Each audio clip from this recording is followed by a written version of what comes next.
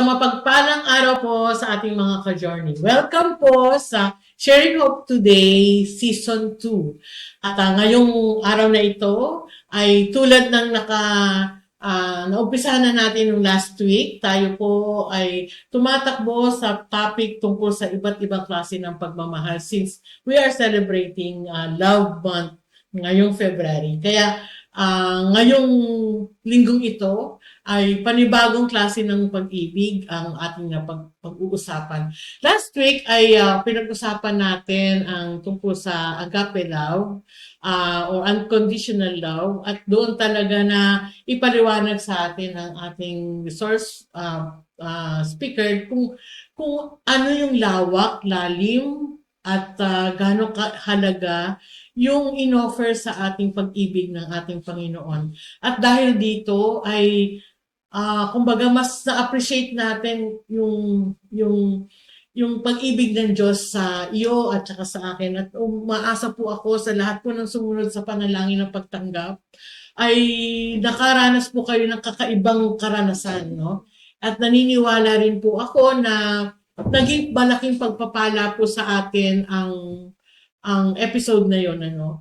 Kaya ngayon naman, ang ating guest today ay isang taong ilang beses na natin nakasama. I think second time na natin itong na-interview.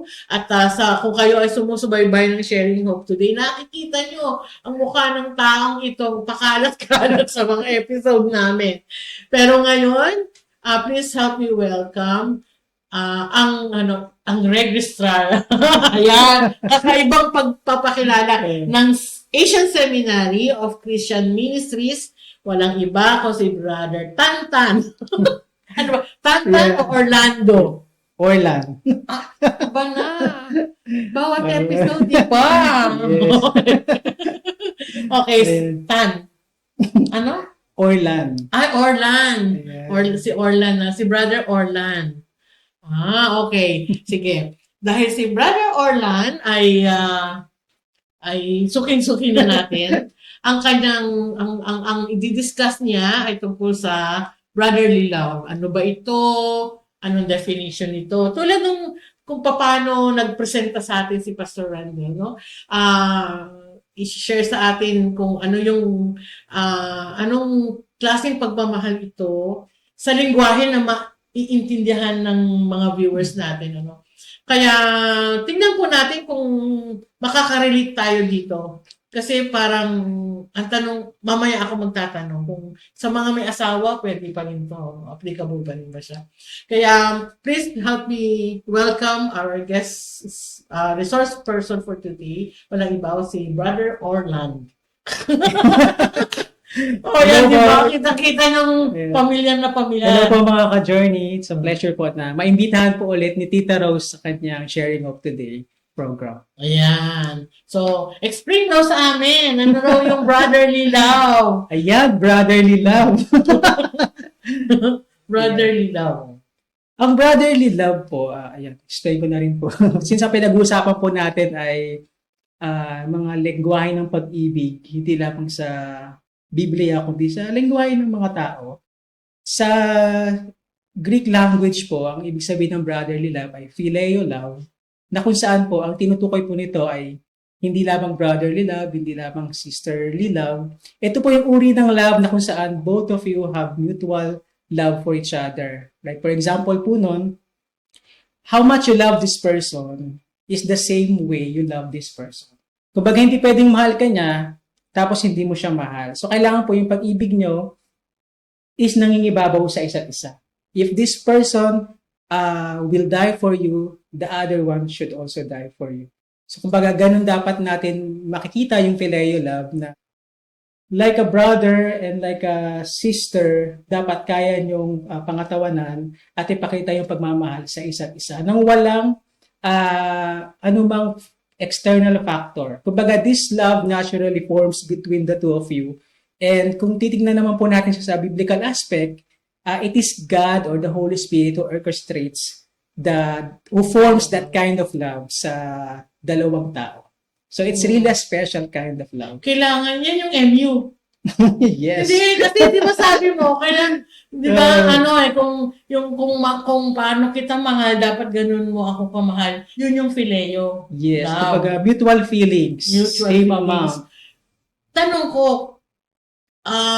kunyari, babae sa babae, lalaki sa lalaki, mutual yun, yan, applicable. Ay, applicable po din yung phileo. Basta nagmamahalan po kayo bilang isang magkaibigan, bilang isang best friend, matalik ng magkaibigan. And beyond that po, it should form a different kind of love. Pero within that boundary of friendship love, camaraderie love, kindred spirit love, or bosom friends, so that falls on the phileo Wala ko love po. naintindihan sa mga sinabi niya. Pero, ang meaning, tsaka ang ano ko lang kasi, ito ay mutual na pag-ibig ninyo sa isa't isa na walang sexual. Yes. Purely, Yes. as a friend. As a friend. As a friend. Or it can also, pwede rin kapag magpinsan kayo, pero yung pagmamahal ninyo sa isa't isa ay mutual, walang sexual, dito to magpo-fall, tama? Bilang matalik na magkaibigan na magdadamayan kayo sa hirap at ginhawa, kumbaga magtutulungan kayo, magbabangunan kayo sa isa't isa. Kasi pagka nagkaroon na ng sexual, yung pagtitinginan nyo, lalo at babae, lalaki, ibang love na siya, romantic na yon, sa romantic love na yon. Pero kung kailangan, ang pagtingin nyo, yung parang kapatid lang, or parang walang mali siya, kumbaga. Walang mali siya. At it can be a babae sa babae, lalaki sa lalaki, basta walang mali siya. Tama? Yes, tama. Kasi para maging klaro, kasi pag dinefine natin lang siya as mutual, baka, ito pala yung ganitong term, no? Kumbaga parang, tatanungin ko lang. So, ang sabi mo kasi, ito yung parang turingan ng dalawang tao na parang sa hirap at ginhawa. Okay. Pero ikaklaro rin natin yung kasi yung hirap at ginhawa, mas identified siya sa mag-asawa. Okay. Pero sa magkaibigan, tama rin yung minention mo na kailangan yung nagtutulungan kayo, nagbabantayan kayo, pag mahina yung kaibigan mo, yes, ikaw yung magtatayo sa kanya, pagka naman mukhang problematic itong isang kaibigan mo na to, ikaw naman yung dapat maging encourager sa kanya. yes, Tama ba? Tama po. Oo. Kasi kailangan ma-differentiate differentiate natin yung phileo or yung tinatawag nating brotherly love doon sa romantic love, no? Yes. Kasi baka mamaya magagamit yan or mami-misuse ba na ito yung ito yung sinabi doon sa Sharing Hope Today. So at least makaklaro natin. Tanong ko lang. Kung sakali ikaw, no? Sige lang po. Sakali ikaw, meron ka bang dapat tanong, ka-phileo? Meron ka bang maituturing na isang taong pwede mong ituring na talagang kaibigan? Not necessarily close friend, best friend, but somebody na pwede mong takbuhan. Kasi pwedeng yun di ba? Pag may problema ka, dito ka pa pupunta. Meron naman, Meron naman po. I-share ko po. Kasi ang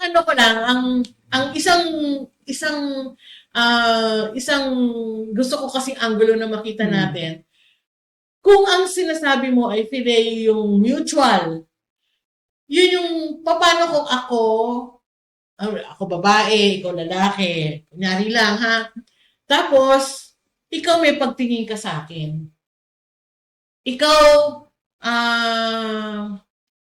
ay may pagtingin na ayokong gamitin yung word na pagnanasa. Kundi pagtingin na you wanted our friendship to go in a different level. Tapos ako, gusto din kita, pero dahil wala akong kuya and kumbaga I wanted to have a brother na mararamdaman ko yung security, yung protection sa akin. Usually gano'n naman yung yung sa magkapatid, yung pagkababae ka, kunyari example sa mga anak ko, I have only one son, kumbaga. Siya yung protector ng dalawang kapatid. Mm. Parang feeling nung bunso, talagang bodyguard niya tong kuya niya.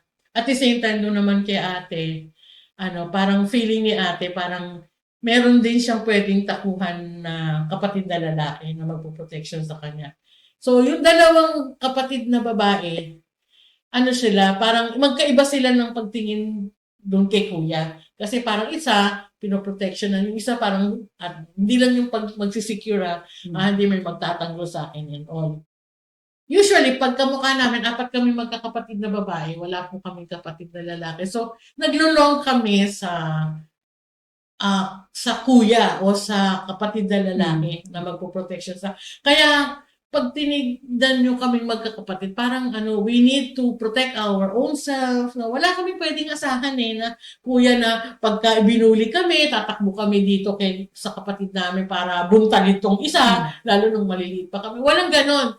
Kaya, nung kunyari ako, naka-meet ako, sa church ng somebody na feeling ko ito yung magpo-protection sa akin, feeling ko ito yung mag-iingat sa akin kasi magkasama tayo sa misyon, magkasama tayo sa gawain.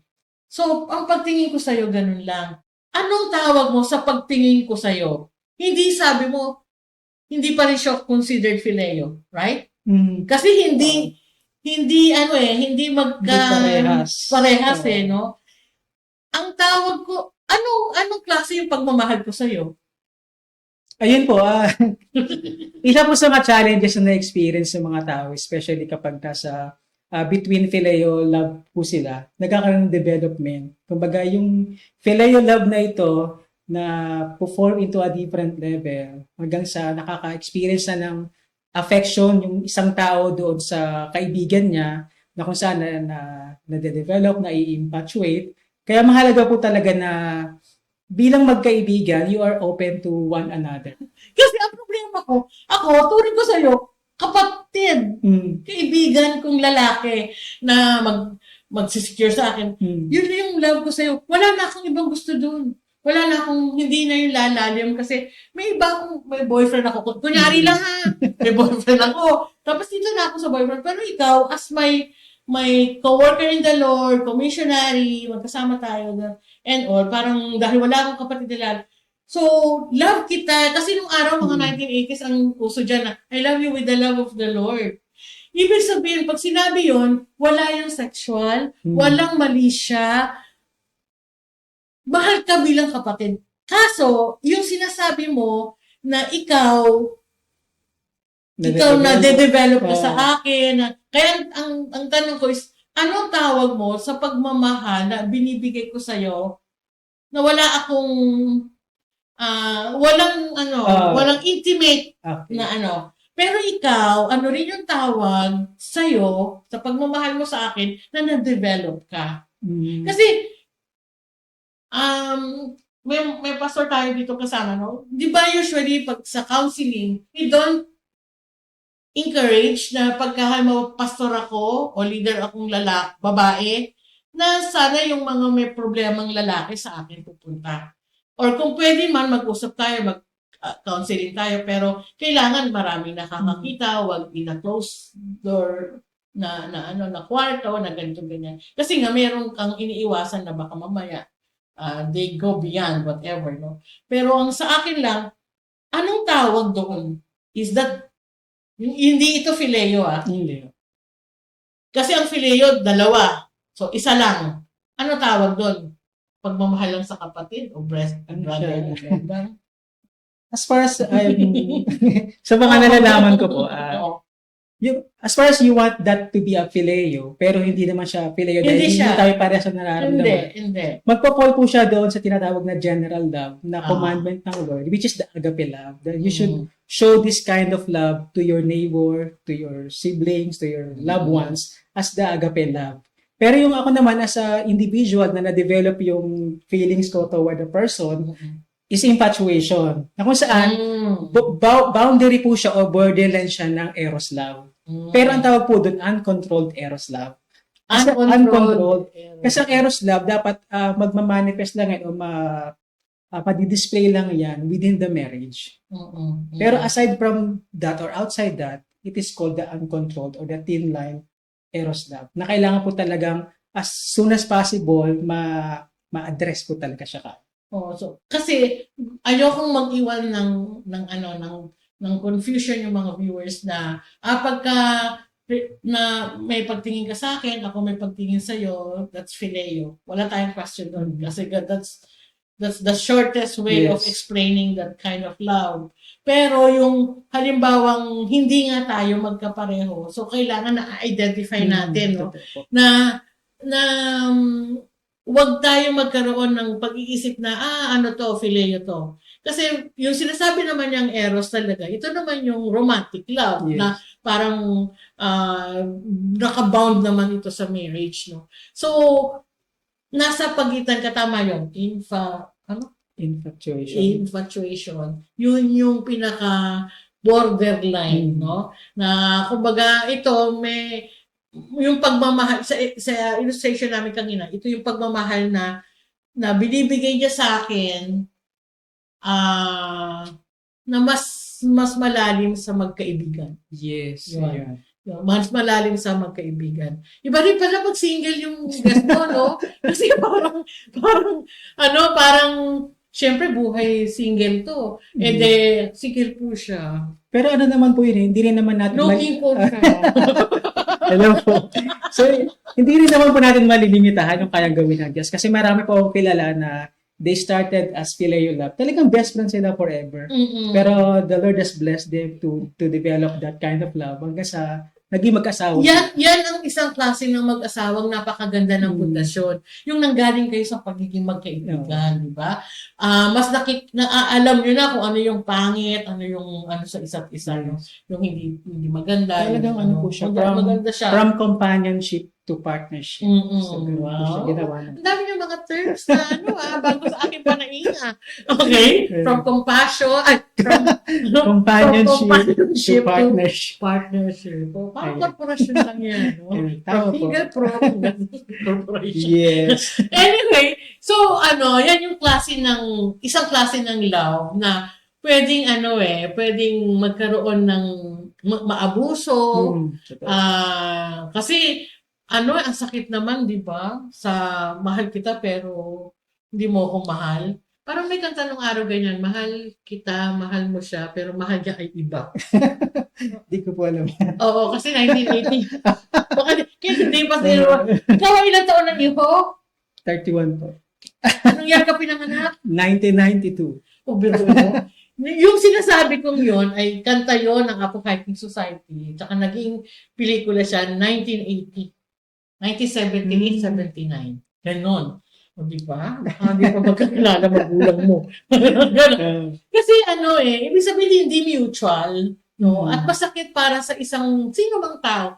Lalo sa panahon ngayon yung kaka-idol nila sa wala akong against sa mga nag-idol sa K-pop or mga wala. Fanatics. Oo, mga fanatics. Hindi it's okay. Walang problema dyan. Basta huwag niyo pupunasan ng paa at diba?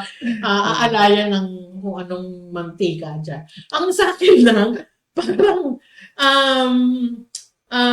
sa henerasyon ngayon, talagang very vocal na parang yung freedom of speech, yung freedom of expression, no? Hindi na ngayon ang babae lang ang nanliligaw. Ay, hindi lang lalaki ang nanliligaw. Mga babae na, meron ng mga nanliligaw. Diba? Parang lang din, dati ang nabubugbog, babae lang. Ngayon, meron na rin nabubugbog na mister. Diba? So, sa panahon natin ngayon, kailangan ma-identify natin ano ba yung klaseng, kunyari, pag yung mga iniidolo nila, Korean something, di ba? Gwapo-gwapo, nagpapakamatay. Alam mo yung, no offense man, sa mga yung mga sa mga concert, no, talagang nahihimatay sila. Kahit yung araw din may ganun sa mga Elvis Presley o kaya mga Beatles, no. Pero iba yun more of fun talaga sila, di ba? Oo. Pero meron din naman talaga na parang hindi ko alam kung paano mo tatawag. Yung feeling nila, boyfriend nila yon, ganun nila kamahal, ganun nila. Pero hindi pa rin yun talaga pagmamahal, di ba? Hindi ko. Paghanga lang din Paghanga. talaga yun na nagkakaroon sila ng imagination na ito ay boyfriend nila. Yeah. Parang lang yung kakilala ko nagbabasa ng libro. Tapos yung ideal person niya nandun sa libro. Tapos, umaasa siya na magkakaroon ng buhay yung nasa libro. Pero ibig sabihin, ito yung realidad. No? Realidad ng buhay na sa panahon natin ngayon, may mga ideal. Naniniwala ka ba na wala namang ideal person o ideal girlfriend? Naniniwala ka may ideal girlfriend? Ideal. Naniniwala kung meron siya? Meron naman po. Ay, talaga? Magkaiba kami. Meron. Ibig sabihin, naniniwala kang existing to taong to. Yes naman po, pero sinasabi naman nila, some people may have ideals sa gusto nilang mapangasawa o maging girlfriend. Pero these ideals change. Kaya mahalaga po talaga na meron tayong mentor, may kausap tayo na parang how to deal with these feelings. Oo. Para hindi tayo maligaw dun sa Hindi, tinatawag. tsaka mapufrustrate ka eh. Sa akin, hindi ko mas alam kung ano. Parang meron ako narinig dati na na payo na huwag kang masyadong umasa para hindi ka masyadong masaktan. Sabi nga ibig sabihin, pagdating sa isang relasyon, huwag kang masyadong umasa. Kasi bawa kunwari sa mag-boyfriend, no? Huwag kang umasa masyado na dito sa girlfriend mo na to, o sa boyfriend mo na to. Kasi baka ma-frustrate ka, masasaktan ka. Kaya sabi ganon, dapat huwag kang magbigay ng ideal. Yes. And okay lang yun na parang ito yung pinaka-guide mo. Paano kung kunyari lang. Kunyari, ang ideal girl mo ay may dimple. Nakakilala ka mo ng may dimple. Pero wala naman. Hindi mo magawang mahalin siya. I mean, walang spark ba? So, pero yung gusto mo sa isang, gusto mo maputi, may clean buhok, malingkinitan ng katawan, may timpo. Yan yung ideal mo. Pero hindi sa kanya nag-spark yung heart mo. Di wala yun, di ba? Wala po talaga yun. Pero kunyari, ito yung kaibigan o kapatid ng taong ng babaeng yun. Maitim siya, wala siyang dimple, medyo chubby ng konti. Pero somehow, parang dito ka may spark. Spark. Hindi mo ba alam na yun ang iniintay para malaman mo kung ito yung tamang patao sa'yo? Hindi mo ba yun alam? Kailangan by spark. Oo. Dapat pag nakita mo siya, ewan ko sa mga may asawa kong nanonood sa atin ngayon. Di ba? Parang meron silang tinatawag na love at first sight. Love at first sight, no? Yung unang tingin mo, nagustuhan mo na siya. Hindi ako masyadong naniniwala doon. Kasi mas gusto, pasensya na kayo ha, 62 years old na po ang lola nyo. Ang tita Rose nyo po ay senior na. Imagine niyo nung kabataan ko, bawal maghawak. Pag nahawakan ng kamay, papakasalan na. Ganon. So, syempre, ang mas sa akin, sinasabi ko lang to sa generasyon namin mas importante yung nade-develop yung love nyo. Tapos, habang nade-develop ito ay umaano sa pundasyon.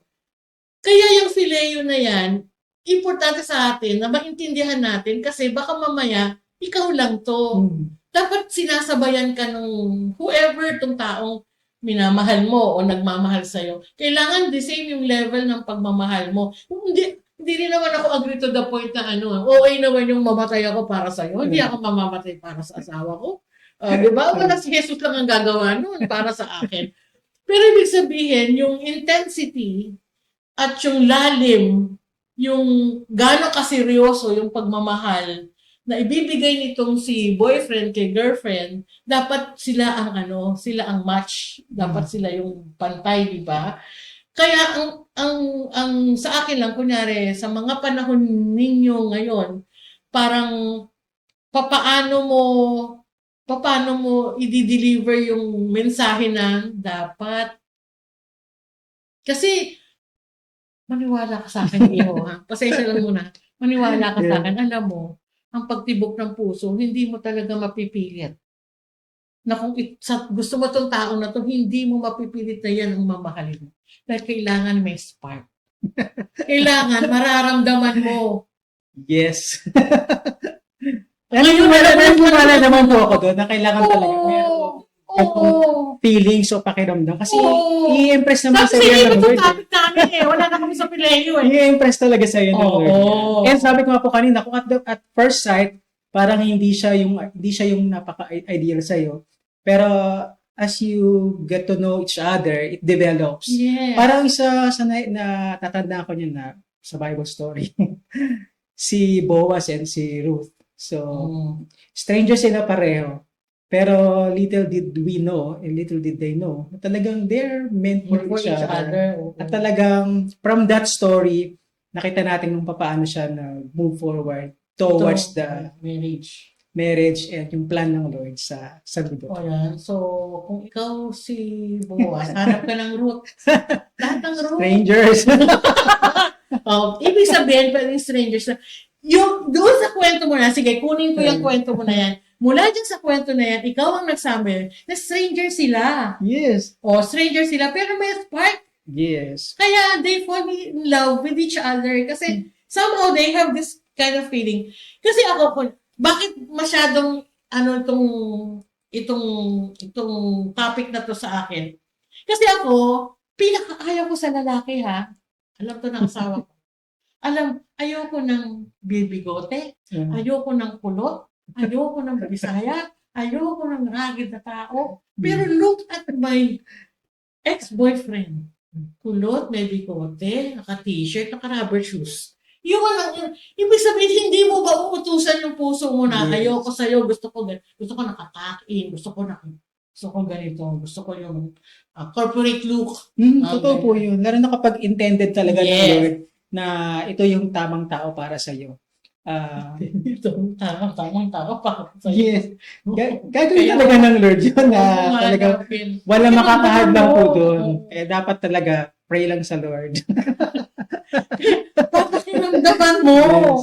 Papakiramdaman mo itong tao na ito. May spark ba? Ano ba sinasabi ni Tita Rose na spark dito? Kailangan yung parang, Yes. parang ano ba yung nag-short na kuryente? Yun, gano'n.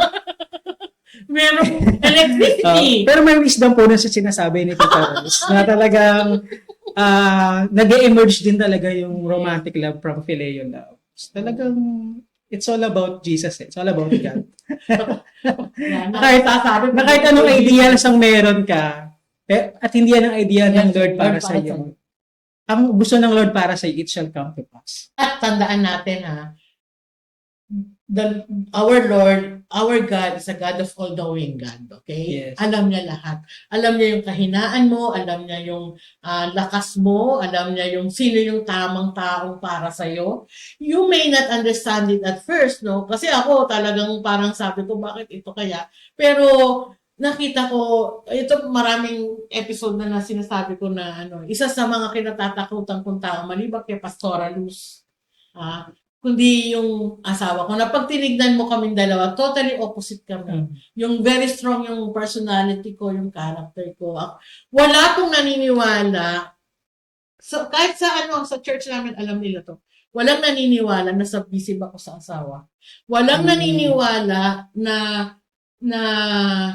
hindi under desire. O lalo, pag pinatayo mo ko tsaka yung asawa ko, ang tingin mo sa amin, under yan. But it's not true. At walang naniniwala. Pero wala kang pakialam kung walang naniniwala. Parang yun ang totoo. It's just that siguro, ang nakikita ng mga tao is, ando dun yung trust ng husband ko sa akin na pagdating sa pagdidesisyon at lalo na pagdating sa ministry, sa mission, sa word ni Lord, ano na yan, hindi na yan tatanong, hindi na yan questionin na, talaga ba pinapapunta ka ni Lord doon? Okay? Kasi imagine sa buhay ko as missionary, single pa ako.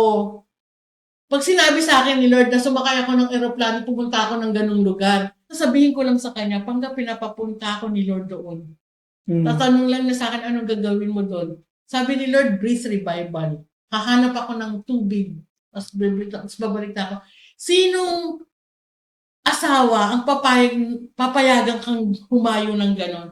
Diba? Pero dahil ako tinawag ni Lord to do such work and task, binigyan naman ako na napakambait na asawa na uunawa. Parang hindi ko ma-imagine kung hindi ito yung asawa ko eh. I may not be able to do what God wanted me to do kung hindi ito yung binigay niya sa akin. Ang tanong, nung time ba, 40 years ago, alam ko na ba na ganun siya? O, alam ko ba darating yun? Hindi, di ba? Pero dahil nagsimula lang sa spark, bakit ako doon? Oo. Kasi hindi mo, yung ideal ko, wala sira. Sunog na sunog yung ideal ko. Kung titignan ko yung gusto ko personally, hindi siya. Hindi siya. Pero nilagay ni Lord yung pagka-interest mo doon sa tao, nagkaroon ng rason, ang galing gumawa ni Lord. Alam mo, magaling si Lord na matchmaker siya. Oo, Yes, totoo po yan. Author siya ng love story. Oo, author siya ng love story. Kaya parang pero kung you are willing to go by the flow ng gagawin ni Lord, you will find your other half. Talaga. At lalo't talagang nakikita mo yung sarili mo na you will have your own family. Kaya, ang advice ko sa'yo, pikit mata mo, tapos intayin mo yung spark. Ibig sabihin, tandaan natin, ang kahinaan ng mga lalaki ay mata.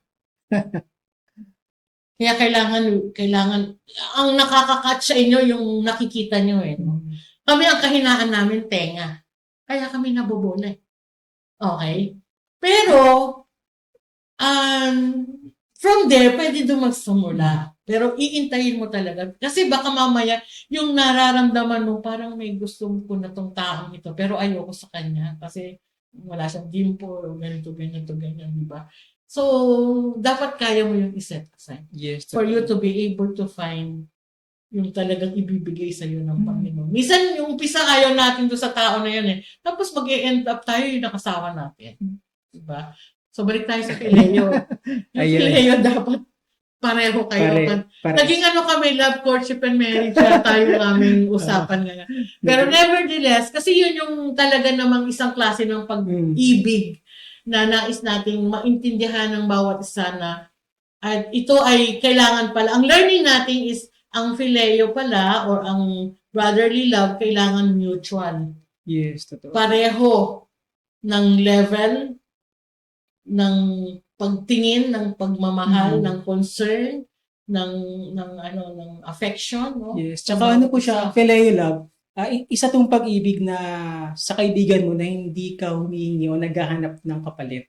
Kumbaga, you can freely express your love towards your brother, pero you don't intellectually expect something in return. Kasi that's how you express your phileo love doon sa kaibigan mo.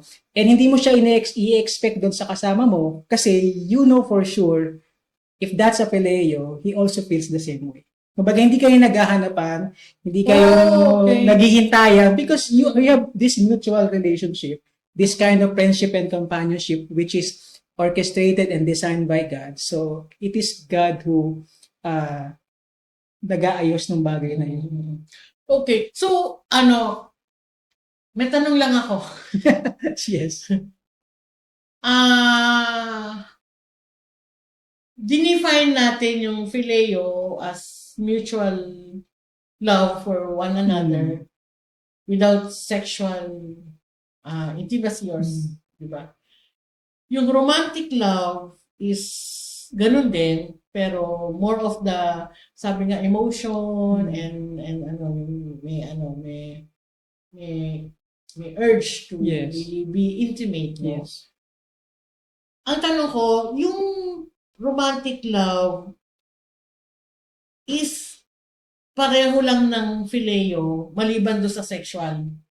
Or Kasi the phileo can turn into a romantic love. Romantic love. Diba? The brotherly love can turn into pero siguro mas maganda rin siguro palagay ko na yung romantic love ay nandun pa rin yung sa phileo kind of love. Tama ba ako? Para sa akin po, hindi siya Hindi siya- covered nung phileo love. Phileo. Ito.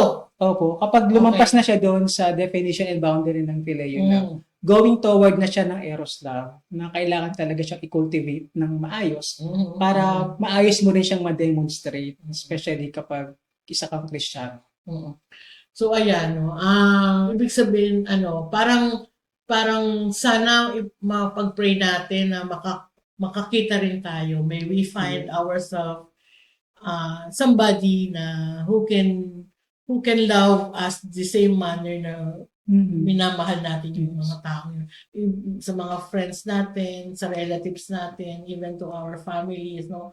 Yung yung kapatid natin, pinsan natin, kamag-anak natin, kapitbahay natin.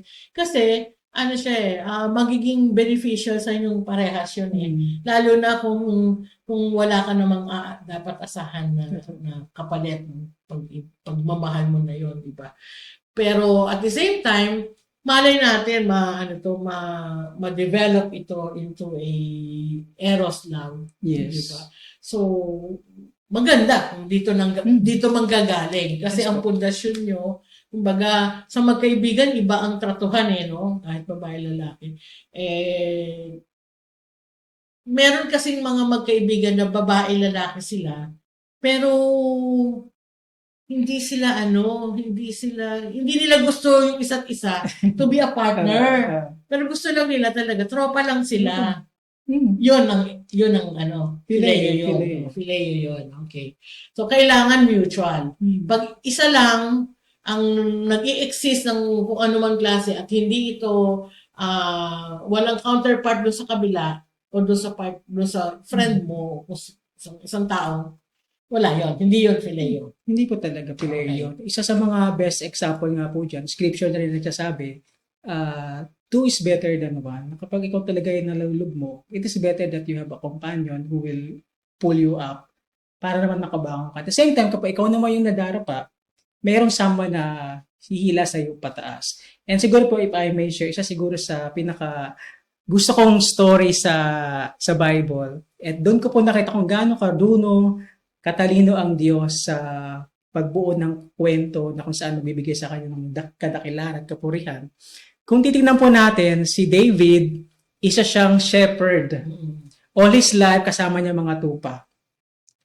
We do not know kung kinakausap niya yung mga tupa, pero all his life, teenage life, kausap niya yung mga tupa. And then sa plano ng Lord, this David would experience challenges along his life. He would experience hindi lang simple challenges, life-threatening challenges. Pero in the story of God, he had Jonathan in his mind that he would soon be knitted doon sa spirit ni David na itong dalawang to magiging magkaibigan, matalik na pagkaibigan, companion, magtutulungan. And that person help out David doon sa mga situation na kailangan niya magtago from Saul, tumakbo, kailangan na may tatay pa naman niya yun, di ba? Tatay pa na yun. Ni Jonathan. At yung loyalty ni Jonathan towards David, na even kalabanin niya yung father niya, ipinakita talaga, dinemonstrate talaga perfectly yung phileo love doon sa pagkakaibigan ni Jonathan and David. At alam naman po natin kung ano nangyari at the end na David wept talaga nung namatay si Jonathan. Doon makikita na this person, parang he's so in love with this person na with the phileo love, with the love of the Lord, na he made us as his friends, na no love is greater than this, that I would die for my friends. So, God is so good po dun sa demonstration niya ng real phileo love. Good. Yun po yung pinaka-konteksto niya. Kaya sana po, wag natin itong misquote na ito yung klase ng mga ganitong God-ordained friendship. Yeah. Tama yun. God-ordained kind of friendship, no? Na namagitan between Jonathan and David. At kumbaga talagang with a purpose, with a with the purpose na time will come. Mhm. Si Jonathan ang gagamitin ng Panginoon para iligtas si David Yes. sa kanyang tatay. Correct. Yan. Kaya, yan yung klase ng Fileo na sinasabi na ang pagmamalasakitan nitong dalawang taong ito ay parehas, patas, at nakita natin kung ano yung loyalty. No? Parang kakaiba din yung ginawa ni Jonathan na pagmamalasakit kay Mhm. David. Na alam natin, it was rooted by God. Kumbaga, si Mhm. Lord ang talagang nag-convict kay Jonathan that ganito niya dapat itrato si David. Kumbaga. So, yan yung yan yung sa Fileo. At naniniwala din ako sa ating mga normal na buhay na sa ating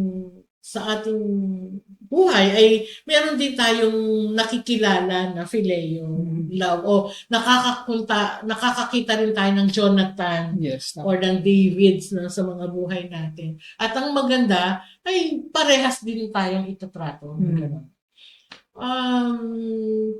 Para kasi lang napaisip lang din ako na oo nga parang sa isang magkaibigan hindi mo rin dapat asahan na kung ano yung pagtingin niya sa iyo, ganun din ang Totoo po pagtingin. yun.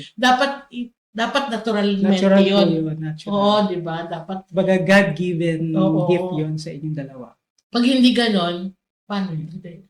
Kung iba naman, kung iba ang intention ninyo bilang magkaibigan na hindi siya biblical at hindi siya pleasing sa Lord, it's a different kind of love. Siguro siya, fake love. O shallow kind of love. Iba talaga ang mga terminals nito. Yes. Anyway, so do you still have something to share with us tungkol sa Fileo bago tayo magtapos? Sige po. Siguro sa Fileo, para mas lalo natin siyang ma-appreciate. And kung kayo po bilang, sa mga viewers namin, meron kayong kino-consider as brothers or sisters na you have shared with this Fileo kind of love, ang i-share ko po sa inyo or iiwan ko is learn how to cultivate it. Learn how to maintain that kind of friendship in a way na talagang both of you will benefit from that kind of friendship. Like, for example po, pag may problema yung isa, learn how to listen, learn to be there for them, and learn to sympathize kapag sila po ay nakaranas ng problema. And when kailangan nila na talagang lumayo ka muna for a period of time, with that kind of love, you have to do that, to give them space. Kasi may mga pagkakataon po talaga na you have to recognize that yung needs ng tao na yun na he needs to experience this love from the Lord for the meantime, and then the Lord will tell that person or will convict that person to really reveal yung kailangan niya that time through that kind of friendship. And then, ayun po, learn to be with that person at lagi kayong mag-uusap. Parang kuya, no? Wag po nating hayaan ng kaaway na gumawa ng paraan para ma-destroy po yan. Because like we have said kanina, God-given and God-ordained, the Lord will sustain that. Kaya lagi lang dapat si Lord yung nasa sentro ng pagkakaibigan niyo. So, no matter what happens. Hindi naman kailangan na babae sa babae, di ba? O lalaki sa lalaki. It can be a babae sa lalaki. Yes. Yan yung Fileo love na yan, di ba?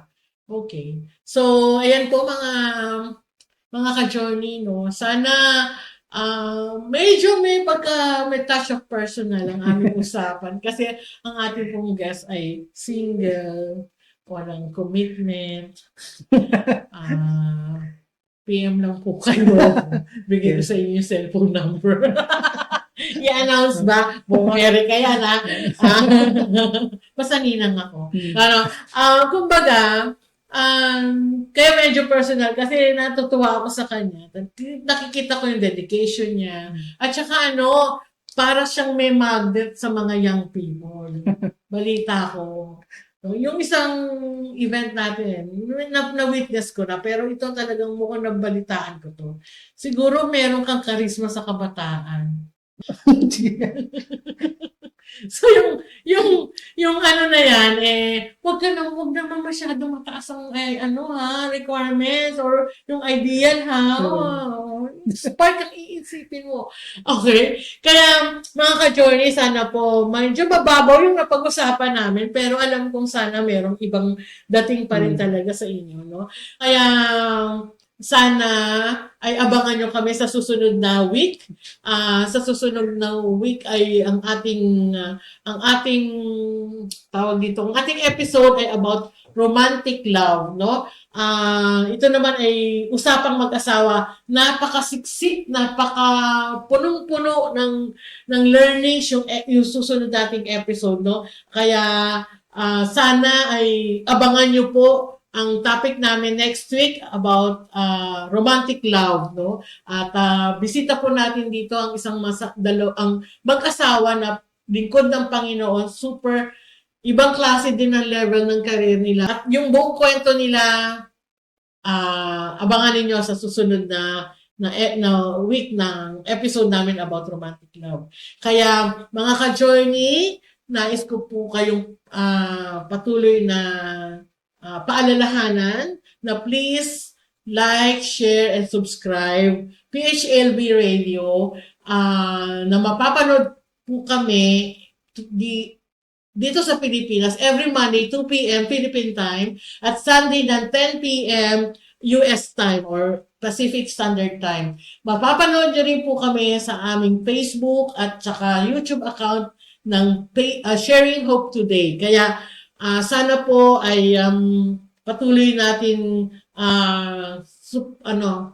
panoorin dahil paganda ng paganda. Napakaganda ng mga nakahanda naming